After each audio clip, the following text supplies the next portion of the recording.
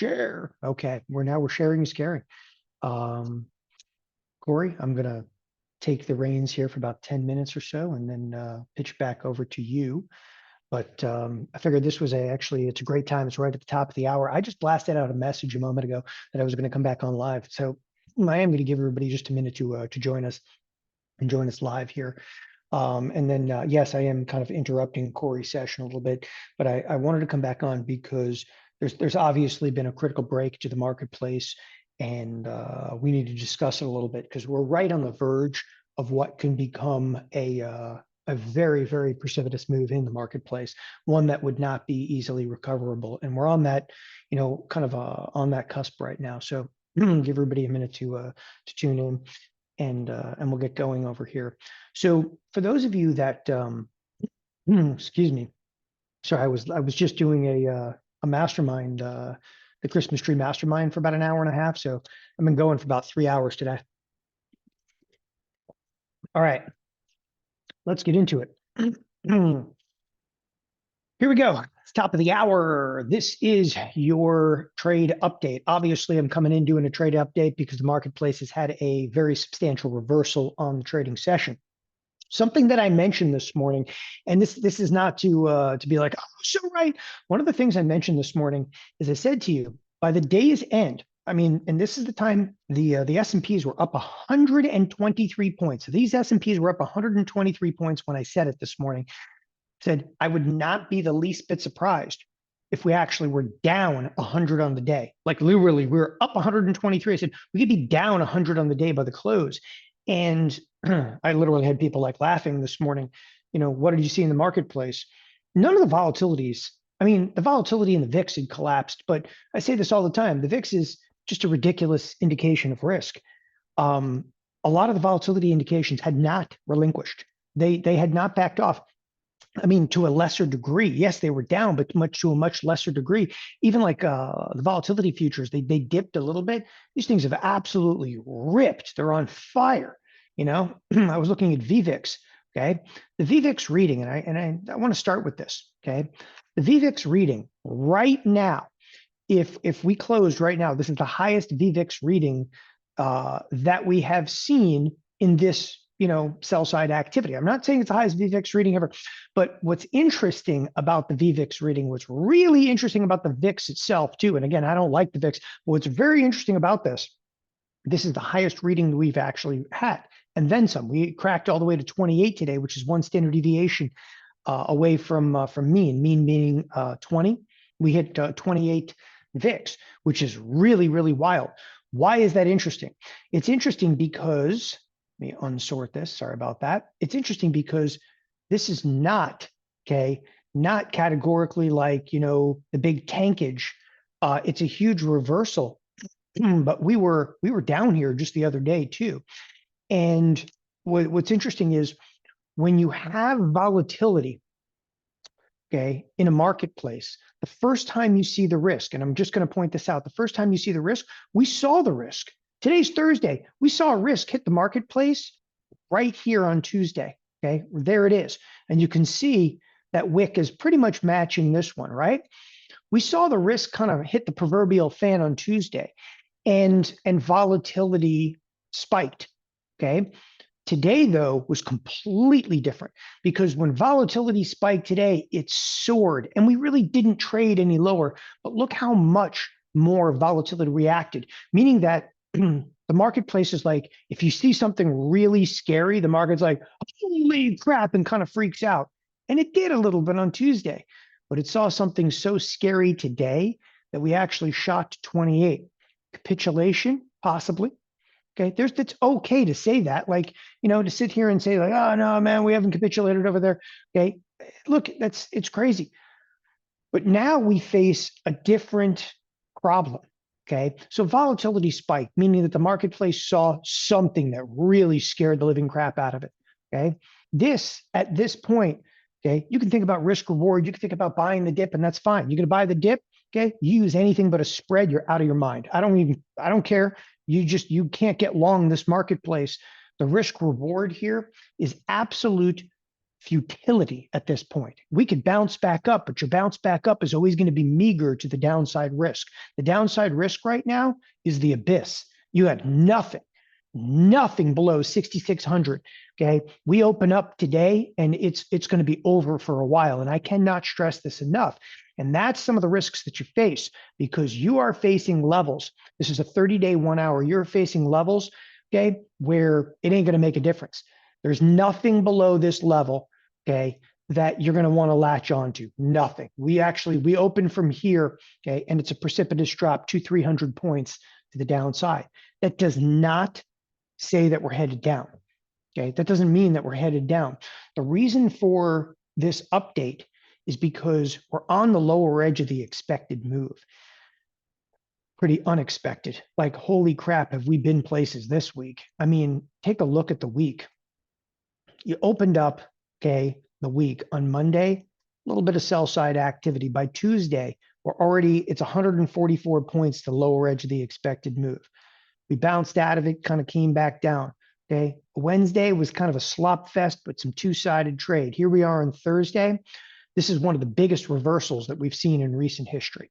Okay. And again, the S&Ps were up. I don't care that they're rallying right now a couple of points. They're not rallying anywhere. They're still stuck on the lower edge of the expected move. But the S&Ps were up over 120 handles, and now we're actually down on the trading session. Here's the key. Okay. The key today is you're on the lower edge of expected move again. And that's, as I said, this is why I'm really doing the update. Okay. Because the volatility took off to the upside, you have a pretty expansive range around this expected move. So everything inside, and I'm going to try to define this range in a moment, everything inside of this range is noise. If you think we're actually on a rip right now, again, you're out of your mind. Like, just call it what it is. This isn't a rip. You're still inside the expected move. The expected move, okay, literally that line right there, okay, let's actually label it, okay? It is, again, and I just want to zoom into it so everybody sees it, 65.90, okay? Write it on your screen, do what you got to do a little dance, make a little love. I don't really care, okay? It's fine, but you're basically trading right now, and all the trade is going to be persistent right in and around, okay, this 65.90, okay? So you're at 65.90. So you're like, oh no, we bounced. The bounce right now is exactly 20 points off. We're basically, that's plus 20 off the 65.90. You're still well within the range, okay? And if we take off to the downside, somewhere right around the 65.70. Matt, I think you got to expand even further than that. I would say somewhere around 65, okay, 65. You break below that, all hell is going to break loose in this marketplace. To the upside, I say you got to get to like 65.15, 65.20 before we'd actually really see any degree of a rally. What you're seeing right now is noise. Stop. Okay. It is noise. And I'll tell you how I know it's noise, because if we're going to rally, okay, if you're going to rally, your volume is going to really start to explode. And we're just not seeing that. I mean, the volume, it's big league out there anyway. You're doing 7,000 contracts a minute, like everybody's paying attention, right? Okay. But you can see the volume has actually dissipated. So we're still somewhat trapped on the lower edge of the expected move. And again, this is not, a bearish connotation at all. Okay. It's a stark warning though, even if we do rally back up a little bit today, I almost assure you that at some point today, we're going to test some of these lows. I almost assure you that we're going to be testing some of these lows today. The volatility readings, they've cooled off. They should cool off. Okay. Whatever happened, it happened and it got real. Okay. And things kind of calmed down a little bit. We felt the fear. Okay. We bounced, we moderated. So you bounce, you moderate, you're going to come back and feel the fear. The one thing that you want to eliminate from all conversation is noise. I can see that the Fed people are speaking. That's noise. No one gives a damn at this point. Okay. It's on, right? When I say it's on, you've already done almost 2 million S&P contracts today. At this point, I'm sorry, but trade has got a hold of you. It doesn't matter what you think. It doesn't matter what noise is being said. I don't give two craps if the administration could come out right now and say something. It's going to have very little impact on here. The trade's got you now. How do I know? 2 million contracts in the S&Ps. That's everybody that is anybody is out there reducing risk in any way, shape, or form. As I said, you're going to moderate, you're going to bounce. Okay. Pretty likely that we'll like retest some of the lows, but this is humongous volume. You have, okay, half a trading session left. You got another 3 hours. And this is the kind of volume that you did yesterday. On Tuesday, when we had a precipitous sell-off, you only did 2.5. We could pace today. People, if things pick up again, we could actually pace for 3.5 million S&P contracts trading today, which is absolutely a humongous volume. Now, you're going to see still a little bit of sector rotation, still attempts at it. We did correlate for a short period of time. What that basically means is we went full on blitzkrieg to the downside. Everything was selling at once. Tesla, there was nowhere to run to, nowhere to hide. Okay. Tesla was seeing sell side activity. Broadcom, okay, went negative on the day. It's bounced a little bit. The only thing I saw up was Walmart. Walmart didn't get caught up in that run. Costco even got caught up in it. It didn't matter where you were. Okay. Everything saw sell side activity. And crazy enough, I even saw the bonds start to react to the move. The bonds started to rally up. These things have been down throughout the course of the day. Even the bonds started to rally up as people started to actually move towards the exits. So for a brief, okay, period of time, okay, and again, everybody always wants to comment, what was causing the sell side activity? It doesn't matter, man. It's in past tense. Get over it. Okay. You got to stop with the noise. And it's just overwhelmingly loud right now. Even inside the Theo room, it's overwhelmingly loud. Stop with noise. You just put your head in the game. Look at the S&Ps and the reversal. Okay. At this point, I think you need to start to make some assumptions. Okay. Dips will be bought and they will be sold into. Okay. Dips will be bought and they will be sold into. This does look like the beginning of what I term the systematic. Okay. This is how people get systematically dismantled by a marketplace where you're up.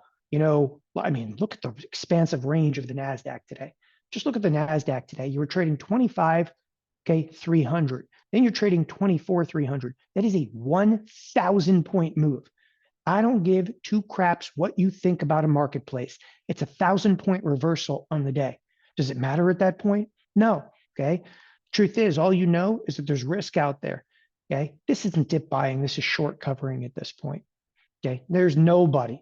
Okay. Nobody that wants to come in here like, hey, I'm really going to go out. I'm really going to buy that. Okay. This is basically reload. You're going to short cover. Okay. You're going to kind of reverberate back up. The volatility is going to kind of drop and you're going to get some scary moments even later today. It's just how this business works. So you have to kind of, take it as it comes. The one thing the one reality here is that when you start, okay, to get down to levels like this and hit the lower edge of expected move, as I said, it doesn't really matter what you think. Okay, you just you're in the trade at that point. Don't get too caught up in the moment-to-moment moves because I can't tell you where we're going to be at by day's end.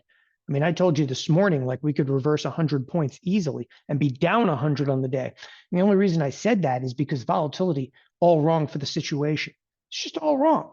Okay. And here we are right now. You're like, oh man, this is a magnificent rip. Okay. Let it rip. Okay. Let it rip. Again, some nice short covering in here. People that are going to come in, they are going to come in and they're going to buy this thing. Okay. There's no question about it. They're going to buy this thing from a probability point of view. And I always want to stress this probability. Okay. States you end up, there's a higher probability this week of ending up inside the expected move. Okay. I'm always going to state that because it's a higher probability.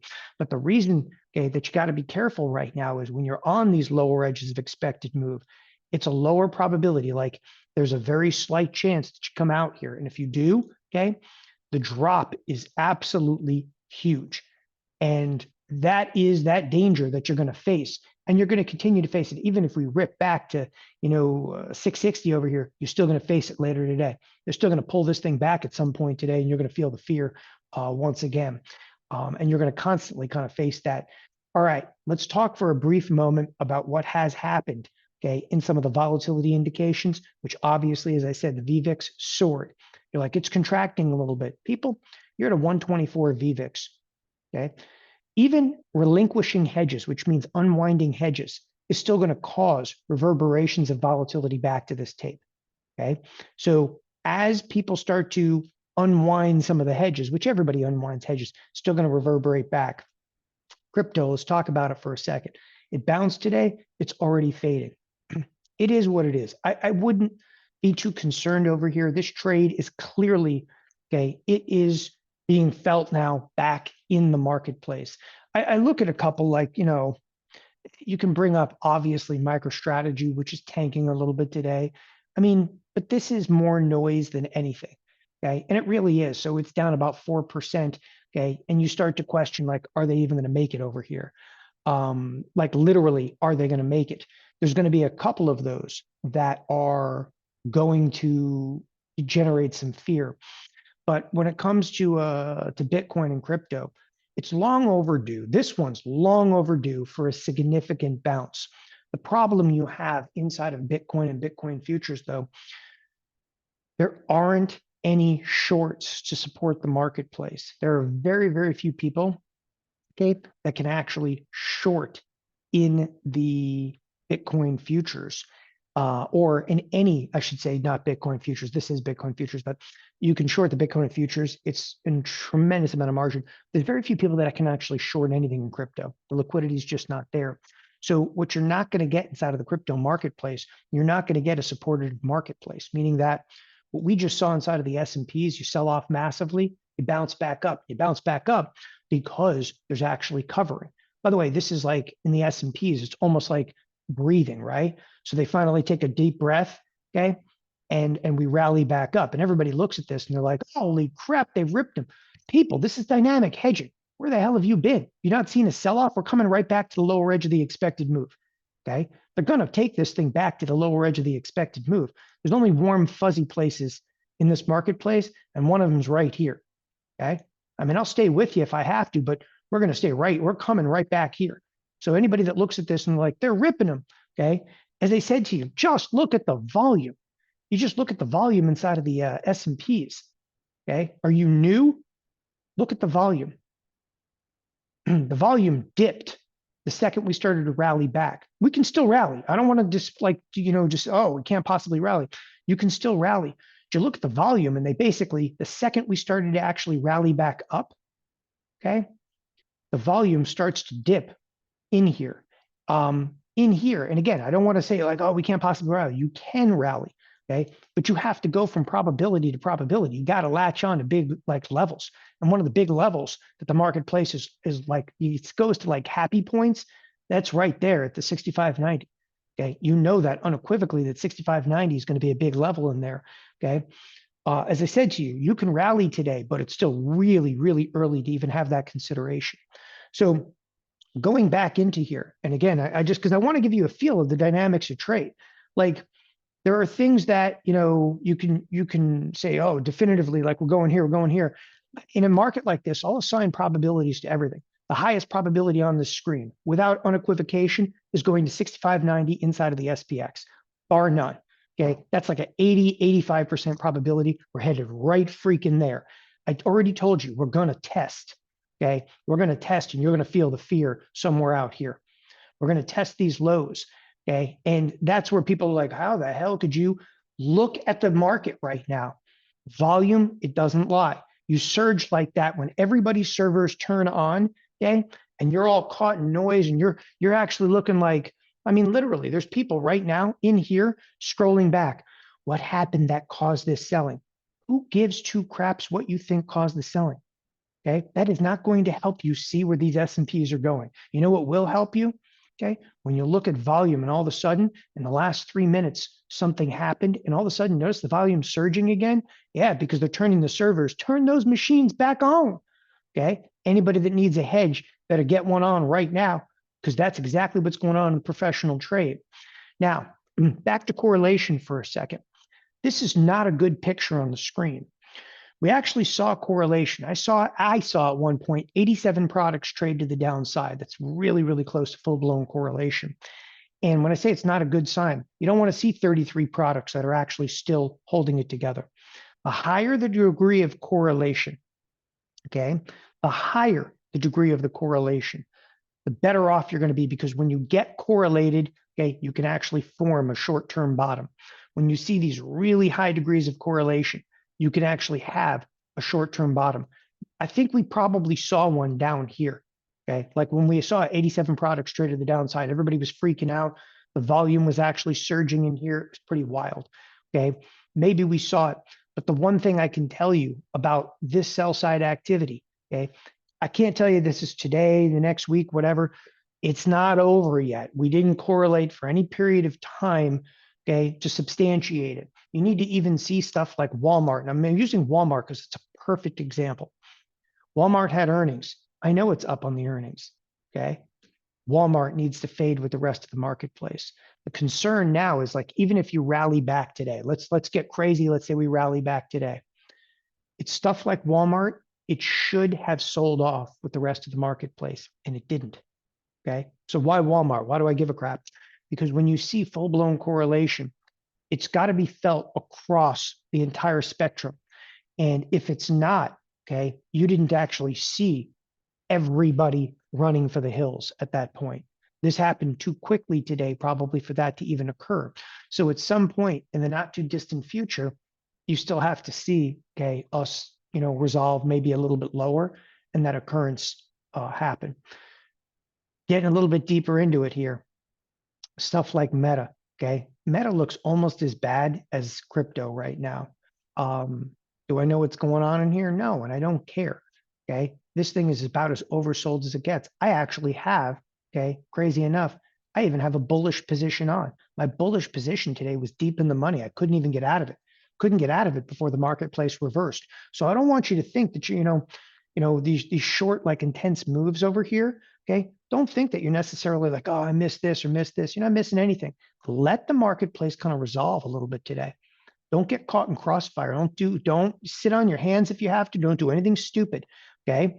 Stupid would be like, trust me, I tried to short into Goldman Sachs earlier. Look at the reversal of that crap on the day.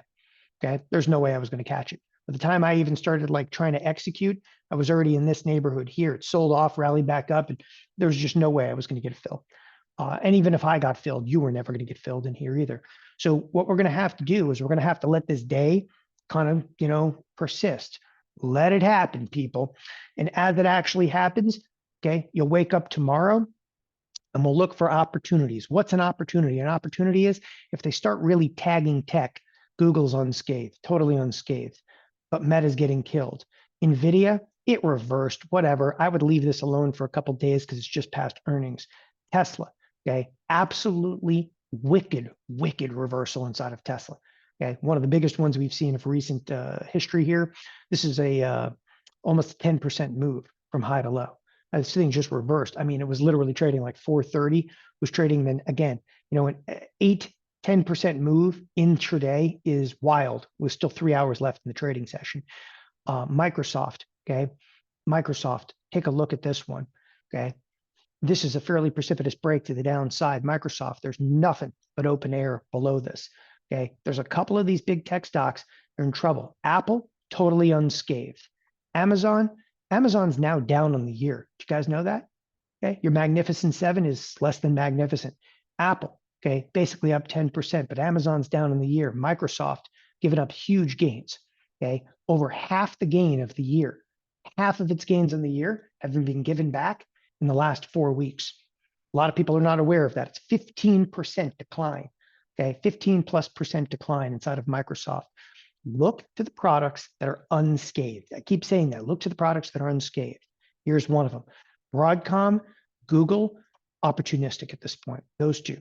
I mean, in terms of tech, if there's something you're going to short, okay, it's probably those two. And of course, you're looking like, but Warren Buffett, the hell cares?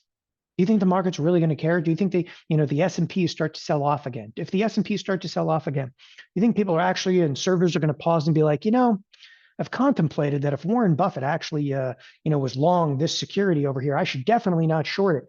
Okay. That's the exact point of me bringing up correlation. Nobody gives a damn. Okay. You got to feel it.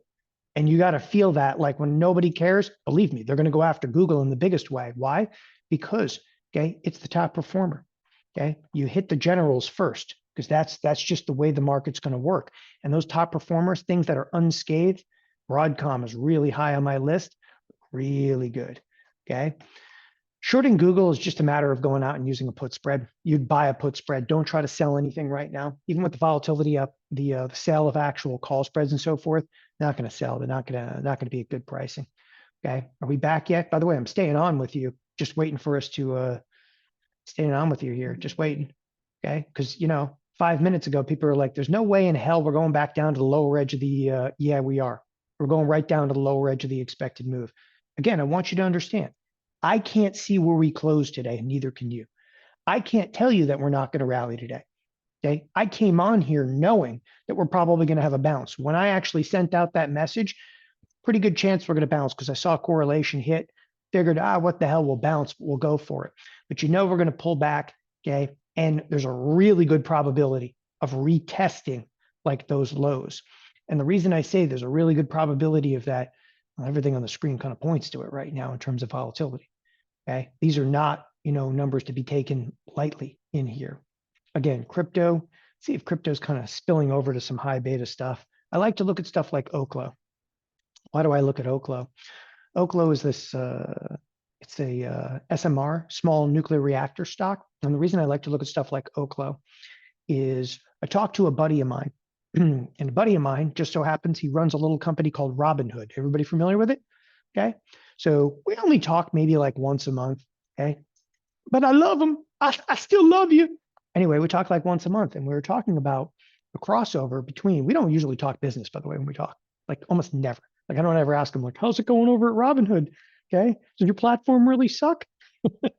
Like we don't really talk about that, but we were talking about crypto and like in general terms, because when we were at TD Ameritrade together, and even Thinkorswim together, and actually I know this guy from the trading floor too. Okay. His name begins, okay, with Q. No, it's Steve Quirk. Anyway, when I talked to him, we're talking about crypto because, and the reason we were talking about crypto is because both of us, we were talking about crypto at TD Ameritrade, okay, 2012, 2013. Like we knew what it was like early on, okay, and it was already being talked about then. Should this be added to the trading application like Thinkorswim? And we were talking about once they start adding it to the major trading applications, it's going to become like every other asset class. It like literally becomes this higher correlation. So then we were talking about like, okay, so the people that trade Bitcoin and Bitcoin futures, what else do they trade? And the answer was they trade high beta stuff. And one of the highest beta stocks, okay, that was being traded behind it was Oklo. Okay. So if Bitcoin is tanking, what's Oklo going to look like? Now you know.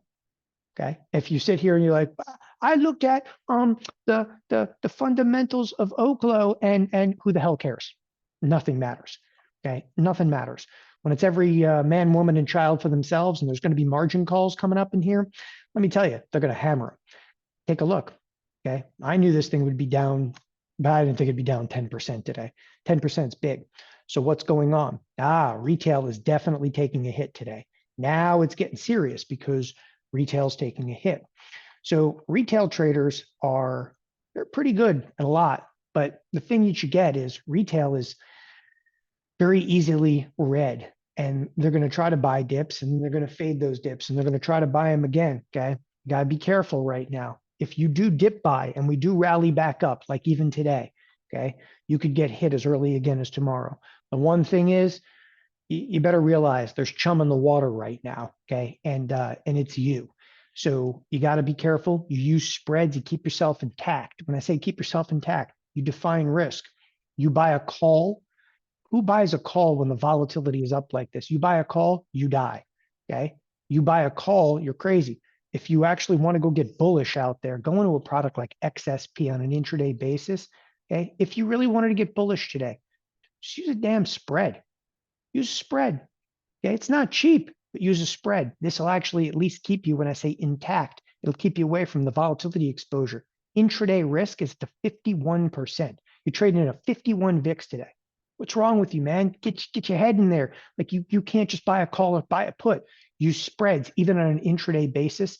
Keep yourself from getting absolutely whipsawed in the marketplace. By the way, I'm not categorically like bullish in here. Okay, the S&Ps were almost unchanged a few minutes ago. Okay, only to have come back down a little bit, just flirting right now. Okay, at least things have kind of mellowed out. Here we go, 66.11. Anyway, we're back in the realm already of the lower edge of the expected move. It's that original box I showed you, about 20 points higher of it right now. Okay, just waiting to get sucked back to the line. I do have to turn it over to Corey here momentarily. In terms of positions that I've got on right now, okay, I'm looking at Starbucks. I got a position in TLT. Meta's back to basically even. You can get out of Meta if you want. If you don't like, the bounce didn't happen.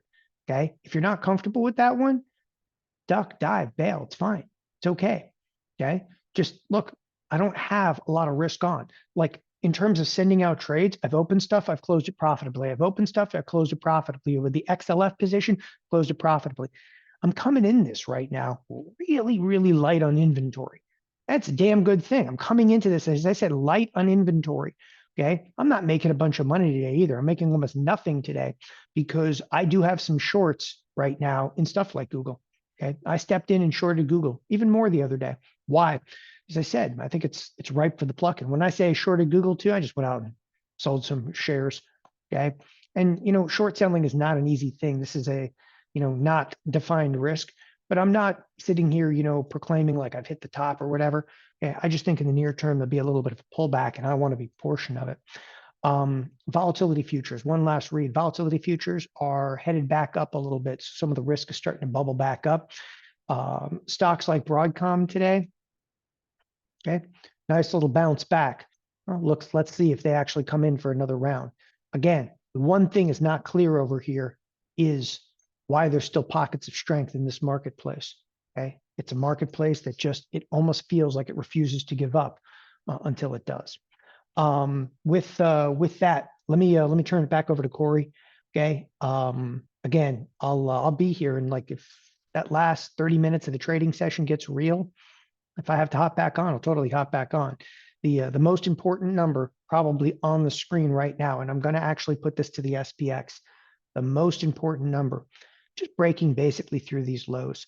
You start to get down to 65.60 in the SPX. Let's just put it at a big round number, 65.60 in the SPX. Okay, you're going to see fireworks. Is that a bit lower than here? Of course it is. Like I'm not going to, look, you're trading, 66.12. You come down here, okay, to the 65.60, which I'm well aware is 50 points lower than it is right now. That number, though, okay, is really critical and will continue to be critical into tomorrow. So really, that's where I'll leave you. By the way, there's still $46. Ironically, $46 of movement is still priced in for today. Okay, between today and tomorrow's close, look at the expansive nature of volatility.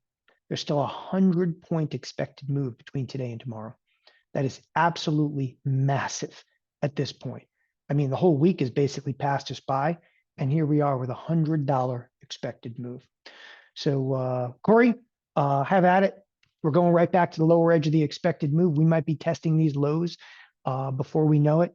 I'm going to turn it over to Corey right now. Sorry, I meant to spend like 10, 15 minutes, spent like 30 minutes in here, but there's a lot going on. And if there's one thing I'm trying to do, it's wake everybody up. You got to shift gears. This is not that damn market that we were in the last, couple of months. This is similar, and it's not like April, which were like tariffs. This is much more serious. This volatility that we're seeing here, take this crap seriously. Okay. This is not a time to screw around or let's get crazy and just take some risk over here. Don't do anything stupid in this thing. Okay. Let it kind of resolve itself. If we're going to go into hell in a handbasket, don't get caught in the crossfire. There'll be plenty of opportunities in this marketplace. You got to kind of let them unfold because right now, this is crossfire. You're not doing anything right now in this market. Okay. When I say there's nothing good that you're going to do, when we just moved, this is awesome. This perfect example. We just moved from 66.15, okay, to basically you're going to be at 66.90, and you did it in 3 minutes.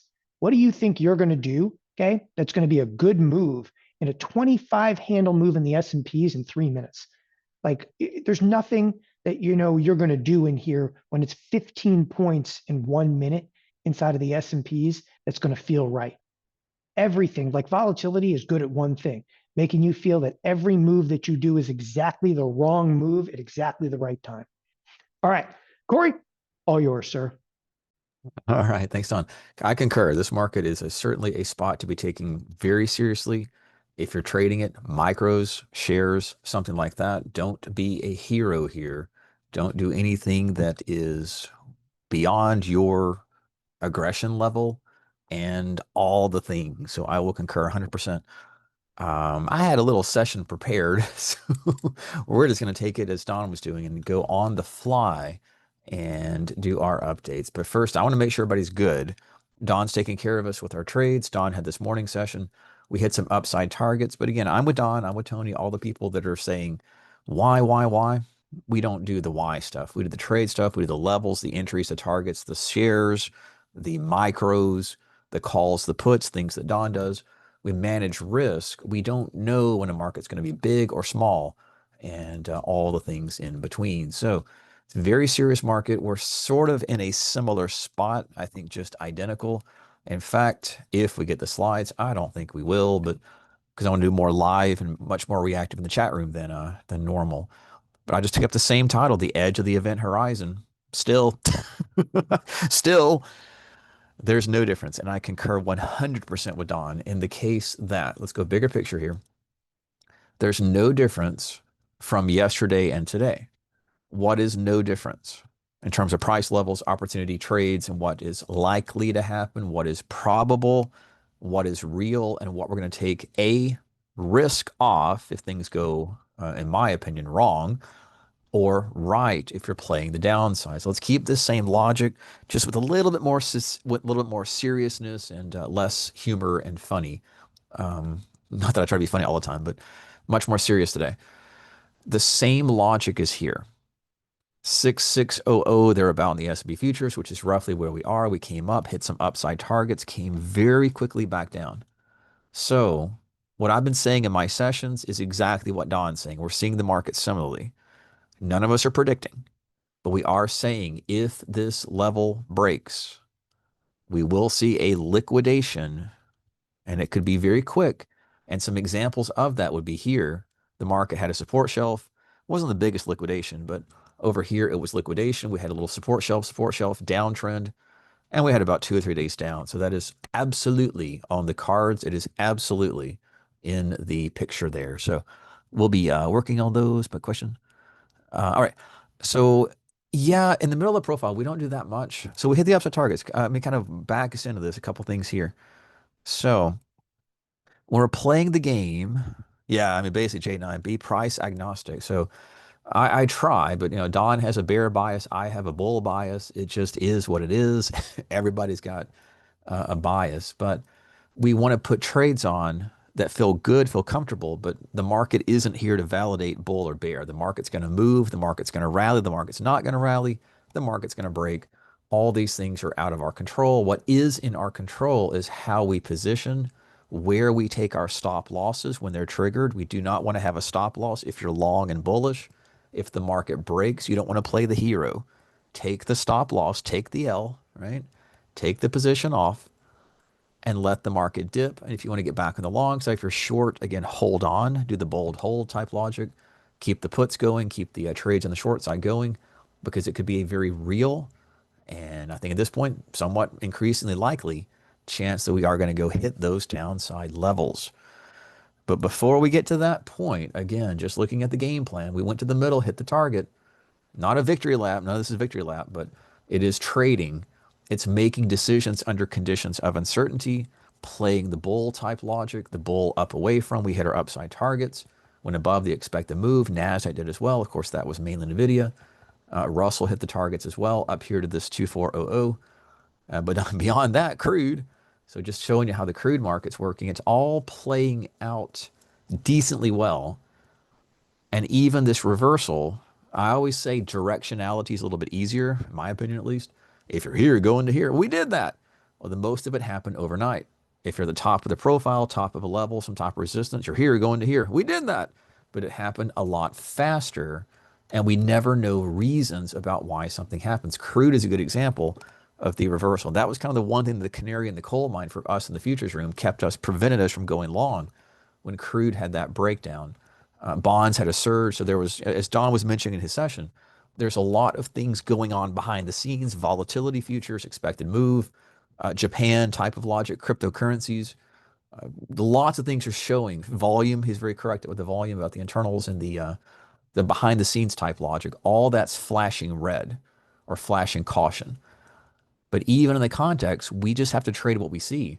So same logic under here, back above, and the crude market hit the target, which is up here, and did the shift. So to me, crude, and a couple things I want to highlight from our futures room session. Don, exactly correct on the call there. So crude had the market move. Where's crude here? Back in. One of those things that when you see it, you're like, okay, let's get real, right? Let's get real. Crude ought not be dropping that fast. The other side of the equation, bonds ought not be rallying that fast, but they're happening. So that's a very, very real thing to pay attention to. And the S&P. Now, all my trades were up here long. We did a little bit of an expected move scalp long, and it wound up failing. So that was a failed support shelf. But the trades for me were the bull side, were the targets, bull on the way up. Futures traders only. And most recently, again, just playing opportunities, not playing prediction, not playing hee hee ha ha. Just looking at an expected move, or as Don highlighted, you tend to get rallies away from and then pulls right back. So magnet type logic or market gets pulled to expected moves both to the downside, which is a good trade to take positions off. He was mentioning to be careful about short covering. So why does a market turn at key levels, expected moves especially? It's not magic, but it's a lot of order flow. It's a lot of price activity and aggregate supply demand, which is a nerd word for price action or order flow. So he was discussing how the market did short covering. So when a market hits some type of target, those who are bearish must close their positions. And when they close the positions, they buy. They buy back to cover and they lock in the gain. Well, that can create a rally. The bulls, hello, you're looking at one, can decide to go long here for no other reason or for the specific reason that we're into a major support shelf, a round number in this case. I'm going to add on there a positive divergence. And we are going to initiate from the long side. Micros are very, very, very small positions only. We're not going to play hero game here in any sense of the word. We are going to scalp the market bullish for no other reason than the market's into the expected move or some type of pivot, round number, and has a better shot than not to reverse. So that wound up being about a 60 or 50 handle rally. Don, correct. Right back into it. So that's what we're looking at for the market. No heroes, no told you so's. A lot of days are kind of more calm, although we haven't had that calm days. These are 50 and 100 almost handle rallies, up, down, up, down. So this week has been a volatile week. So today's session, pretty volatile, not unexpected. But this is one of those things where if you're new to TheoTrade, be careful, and you're doing it, right? We're all trying to get you to be careful, cautious, have fun. We're trying to have fun. We are doing that, but there are serious things. There are things afoot globally. Obviously, cryptocurrencies, the Japan market selling off, bonds rallying, and I think there's no one particular thing, but it all tends to correlate together. So this is a risk off. This is a serious type of order flow and a serious type of movement into the play. So there you go. There you go, Paul. Yeah, I blame. Yeah, Mark Ball said I blame. No, not Don. Don's not making it chaotic. But let's see. Mark said this is gonna be so crazy. I blame Jerome Powell. Well, Jerome Powell is, he's the Fed chair for currently. How long? I don't know. Asher, good to see you. Yes. So in the futures room, we call it a failed trend day. So if you're looking at my models, just kind of quickly, I want to stay bigger picture. A lot's going on. But yes, in the futures room, looking to go bullish, bullish. Once that broke, is it a range day trend day? No. My comment was it's a failed trend day. Failed trend day. Hit the targets, hit the upside plays. And the fact that we broke the expected move, I think really picking up on Don's logic about the high volume. That's one of the things I was looking at. And I'm like, I don't like this. I don't like it. I don't like it. I do not like the rage or the volume, or the rage is like the intensity of the red volume when the market's coming in the expected move. So once that broke, and we did play a little long scalp here and it wound up stopping. So failed support bounce. That's enough information. Don discussing the volatility futures, Don discussing some of the big picture things as well. I'm sure Professor and the like. Those things are real. And so when the market fails to support this expected move on that type of volume, nah, we're going down. And we have a very big potential to go down hard. And we did. But the market has a good shot to bounce, which we did. But we came right back like a little, magnet type of logic. So and I again speak for the intraday traders. Intraday traders are we're looking for a position 1, 2, 3, 4, 5 minutes, which again is not something a lot of traders in TheoTrade can do, just as your experience level and your trading style. So I get you're not all Tony Corey scalpers, but my brain works that way, my account works that way, and my trades work that way. So like Don said, I'm not calling a top or a bottom. I'm just playing little handles or picking up little trades right as we can. So Paul did Don's logic and put a trade on top of that, put a short sell into that oversold condition or overbought condition, popped it out for about a plus 30 on the logic that we're going to go ahead and just go back to the lower expected move. So there's a lot of handles, and it's not just bullish or bearish. There's handles both directions. But the thing that I want to stress is just echoing what Don said, and it's something that we need to discuss. Markets are not magic. Markets are not predictive. Markets are order flow across the globe. So a lot of it goes into it. There is good reason to believe the market supports, rallies, and goes back, but good reason does not mean will. And even if it does go back to the high, we need to worry more and be more concerned about what happens if it doesn't. And if it does not, we have what I call a drop zone and a pocket and things like that. So everybody sort of get the logic of the pocket. And then, right. So the pocket drops us down to the 200-day moving average. Are there similar things like that? Sure.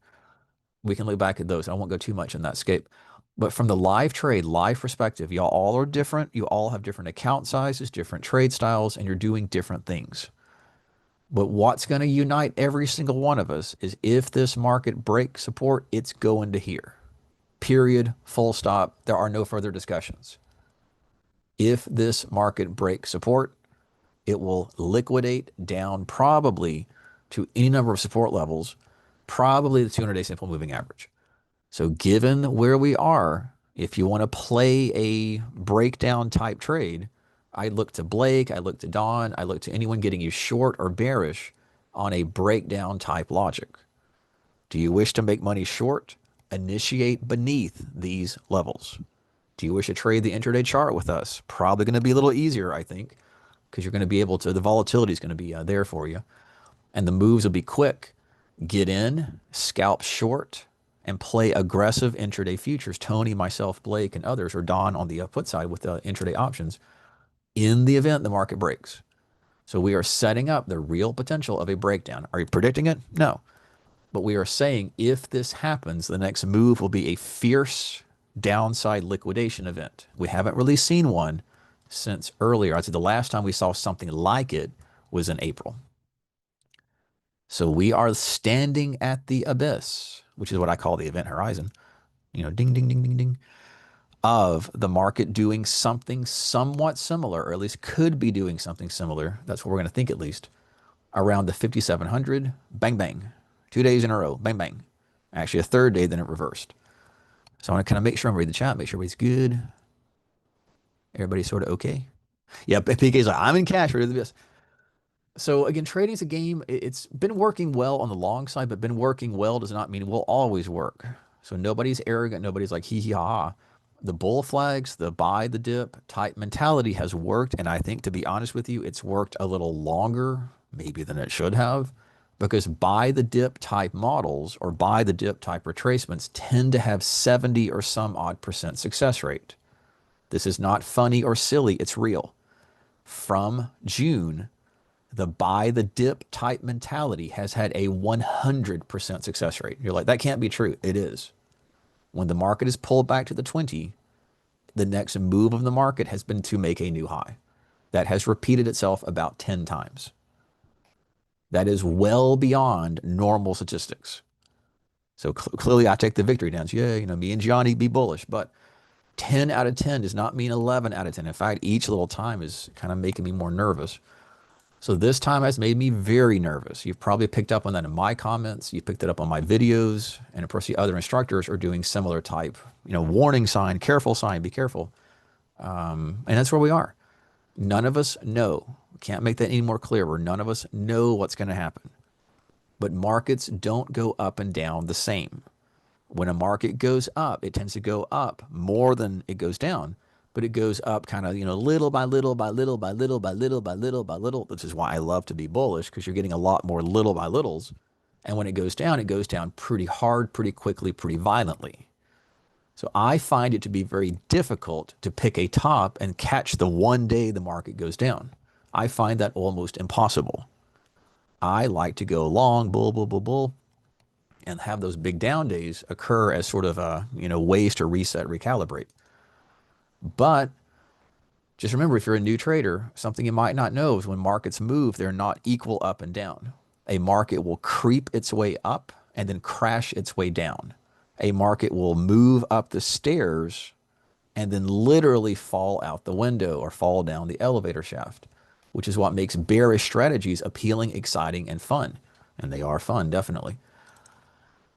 But you've really got to pick your spots and you've really got to pick your risk. Otherwise, you're going to be in a world where you're short and the market goes up 4, 5, 6 days, which is kind of what happened over here and multiple times. So all I'm saying is just kind of repeating the concept. Markets don't go up and down fairly. They go up slowly multiple days. And when they fall hard. So from those of you who are bullish, that's the perspective I'm taking on. Markets that fall tend to be something you don't like.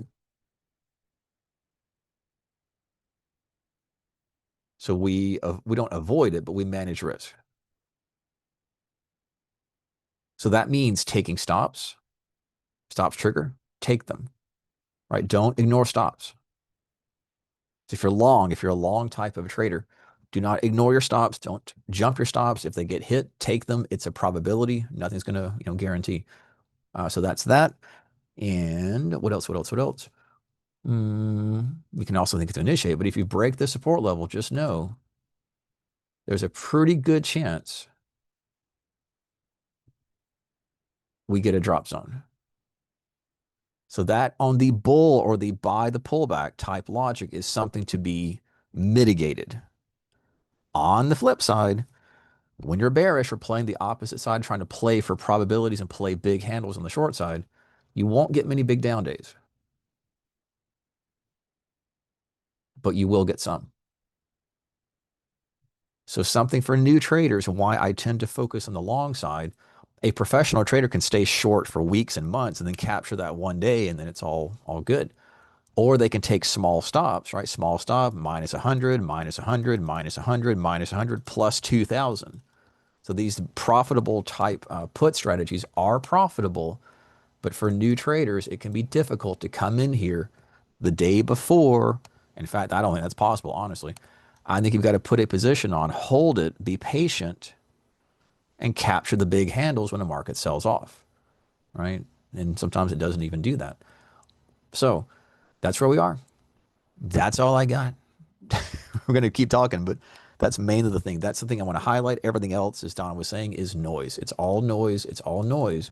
Unless you get into this concept that there's a real present possibility that the market crashes and burns.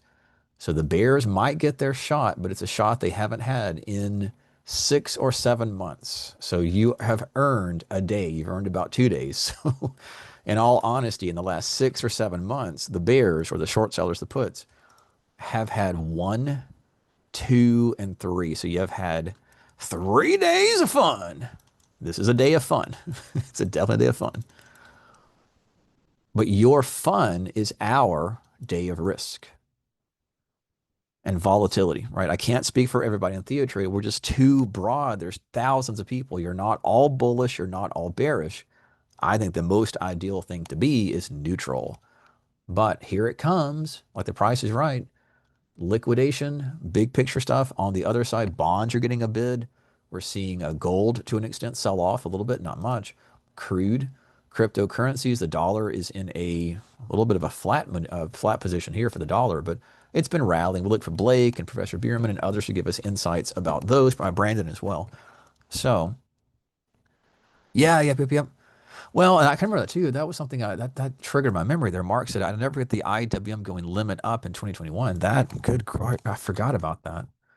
Yeah, I forgot about that completely. So things do happen that usually don't. So limit up, I've forgotten completely about that. Right? Lock limit up. Some of the plays were lock limit. I forget exactly when it was, but probably somewhere over here. The mark again, I'm looking at the IWM, but things move, markets trend. It's just always the case that a market stair steps up and then drops the elevator down. So we want to be serious, take it seriously, mitigate positions. Is that the intraday expected move? You've got to be kidding me. That can't be the case, is it? I've been thinking too much on the big picture. No way. No way. No way, y'all. Just laugh at there. One of those 6.573. That is a lower band. Yeah, Tim's like, you know the score. You know, I've been focusing on the bull side. So 6.573 intraday. I mean, I'd rather pay attention to Don's weekly expected move, and that's much, much, much, much more significant as I go along here. But again, I'm trying to get that, I'm trying to mitigate the excitement, the seriousness, and all that type of stuff with the reality that every single trade is a probability. So you want to take a shot at 6600, you got a good shot to rally, and you can book some handles on the rally. Wind up being about a 50 handle rally, but you're going to do that against the risk. So kind of calming us back from the abyss, which we're slowly slipping into. The reward is a rally. The risk is a breakdown. Now, if you're a breakout trader, you flip it around. The risk to you is the market comes screaming back to the upside. And the reward to you, again, it's all about what you're doing, how you're thinking, and how you prefer to trade. I cannot tell you what to do, but I can say markets go up, markets go down. And when they go down a lot faster, harder, more handles, fewer days, right? One little day took out all those things, but it is that concept and it's real. From the concept of escalator up, 1, 2, 3, 4, 5, 6, 7, 8, 9, 10, 11. 11 days up and one day knocked it all out, right? And how many days up here? Because a couple days took that one out, but it's just how markets function, how you want to be serious about it and be intentional about it. And of course, I'm going to be the one that tries to find bottoms and stuff and tries to find little buy points in it. But everything is going to have a probability. And if you use tight stops, it's going to be the worst of both worlds. Get in, get stopped out, get in, get stopped out. And then the market goes 50 handles. And you'd rather play calls or Don type of, or Blake for that matter, type of logic. If you're going to play something larger than a few handle scalp, which that's actually quite a bit of money on the futures account, playing something larger, you want to do it through options, Don's options, Blake's options, and things like that. So Blake will take you to the next hour. And I forget, Garrett's on the last hour. But that's my main point of view, just kind of piggybacking on what Don said, just saying it not differently, saying the same logic, and probably the professor too. Think about risk. What is the risk? The risk is that we have another 1 or 2% down day tomorrow, probably even more than that. So if, was it Thursday, Friday? What is today? Wednesday? Friday? Friday comes around. It is very possible, real, that this market is down another 1 or 2%. So be cognizant about that. So that's your reward if you're short, risk if you're long.